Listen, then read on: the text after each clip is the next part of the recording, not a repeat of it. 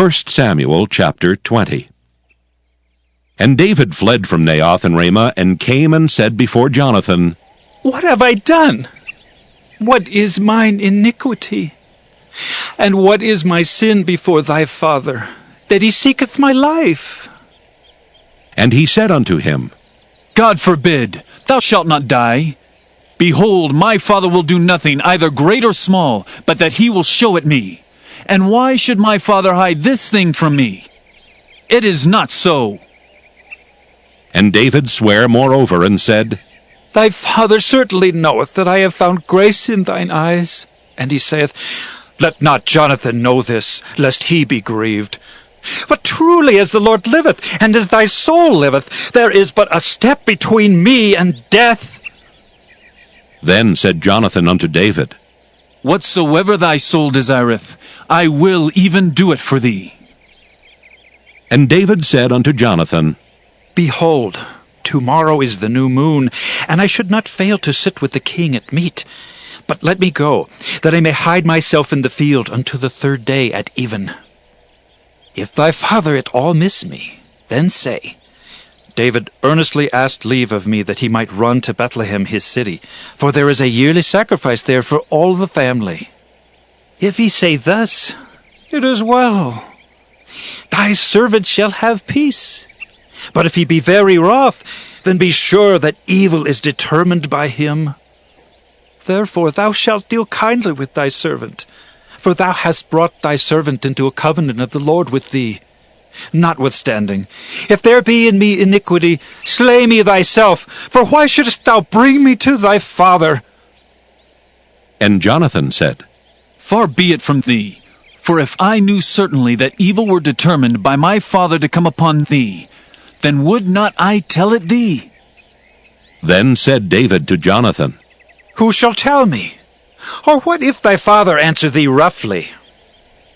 And Jonathan said unto David, Come, and let us go out into the field. And they went out both of them into the field. And Jonathan said unto David, O Lord God of Israel, when I have sounded my father about tomorrow any time, or the third day, and behold, if there be good toward David, and I then send not unto thee and show it thee, the Lord do so and much more to Jonathan. But if it please my father to do thee evil, then I will show it thee and send thee away, that thou mayest go in peace. And the Lord be with thee, as he hath been with my father. And thou shalt not only while yet I live show me the kindness of the Lord, that I die not, but also thou shalt not cut off thy kindness from my house forever. No, not when the Lord hath cut off the enemies of David, every one from the face of the earth. So Jonathan made a covenant with the house of David, saying, Let the Lord even require it at the hand of David's enemies. And Jonathan caused David to swear again, because he loved him, for he loved him as he loved his own soul. Then Jonathan said to David, Tomorrow is the new moon, and thou shalt be missed, because thy seat will be empty. And when thou hast stayed 3 days, then thou shalt go down quickly and come to the place where thou didst hide thyself when the business was in hand, and shalt remain by the stone Ezel. And I will shoot 3 arrows on the side thereof, as though I shot at a mark. And behold, I will send a lad, saying, Go, find out the arrows. If I expressly say unto the lad, Behold, the arrows are on this side of thee, take them. Then come thou, for there is peace to thee, and no hurt, as the Lord liveth. But if I say thus unto the young man, Behold, the arrows are beyond thee, go thy way, for the Lord hath sent thee away. And as touching the matter which thou and I have spoken of, behold, the Lord be between thee and me forever. So David hid himself in the field. And when the new moon was come, the king sat him down to eat meat. And the king sat upon his seat, as at other times, even upon a seat by the wall. And Jonathan arose, and Abner sat by Saul's side, and David's place was empty. Nevertheless Saul spake not anything that day, for he thought, Something hath befallen him. He is not clean. Surely he is not clean. And it came to pass on the morrow, which was the 2nd day of the month, that David's place was empty. And Saul said unto Jonathan his son, Wherefore cometh not the son of Jesse to meat, neither yesterday nor today? And Jonathan answered Saul, David earnestly asked leave of me to go to Bethlehem. And he said, Let me go, I pray thee, for our family hath a sacrifice in the city, and my brother he hath commanded me to be there. And now, if I have found favor in thine eyes, let me get away, I pray thee, and see my brethren.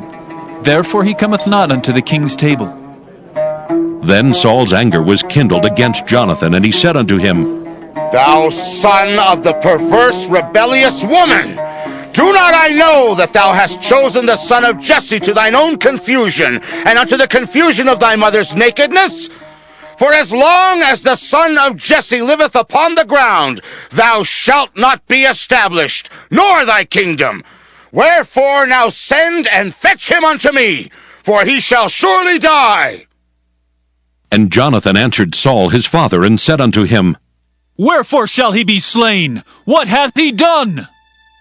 And Saul cast a javelin at him to smite him, whereby Jonathan knew that it was determined of his father to slay David. So Jonathan arose from the table in fierce anger, and did eat no meat the 2nd day of the month. For he was grieved for David, because his father had done him shame. And it came to pass in the morning, that Jonathan went out into the field at the time appointed with David, and a little lad with him. And he said unto his lad, Run! Find out now the arrows which I shoot. And as the lad ran, he shot an arrow beyond him. And when the lad was come to the place of the arrow which Jonathan had shot, Jonathan cried after the lad, and said, Is not the arrow beyond thee? And Jonathan cried after the lad, Make speed, haste, stay not. And Jonathan's lad gathered up the arrows and came to his master. But the lad knew not anything, only Jonathan and David knew the matter. And Jonathan gave his artillery unto his lad, and said unto him, Go, carry them to the city. And as soon as the lad was gone, David arose out of a place toward the south, and fell on his face to the ground, and bowed himself 3 times. And they kissed one another, and wept one with another, until David exceeded. And Jonathan said to David, Go in peace, for as much as we have sworn, both of us, in the name of the Lord, saying, The Lord be between me and thee, and between my seed and thy seed forever. And he arose and departed. And Jonathan went into the city.